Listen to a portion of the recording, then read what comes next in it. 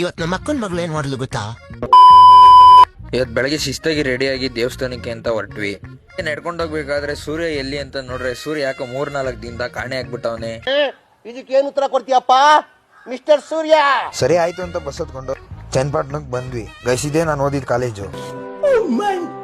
ಸರಿ ಆಯ್ತು ಅಂತ ಹೂವ ತಗೊಂಡು ನಮ್ ಬಾಸ್ಗೆ ಪೂಜೆ ಮಾಡ್ಬಿಟ್ಟು ಹಂಗೆ ಪೂಜೆ ಸಾಮಾನು ತಗೊಂಡು ಹೋಗ್ಬೇಕಾದ್ರೆ ನನ್ನ ಫ್ರೆಂಡ್ ಸಿಕ್ತ. ತುಂಬಾ ದಿನ ಆದ್ಮೇಲೆ ಸಿಕ್ತ ಅಂತ ಒಂದ್ ಸ್ವಲ್ಪ ಹೊತ್ತು ಮಾತಾಡಿಸ್ಕೊಂಡು ದೇವಸ್ಥಾನದ ಹತ್ರ ಬಂದ್ರೆ ಯಾರೋ ಒಬ್ರು ಸಿಕ್ಬಿಟ್ರು. ಬೇಕು. ಸರಿ ಆಯ್ತು ಅಂತ ದೇವಸ್ಥಾನಕ್ಕೆ ಬಂದು ಪೂಜೆ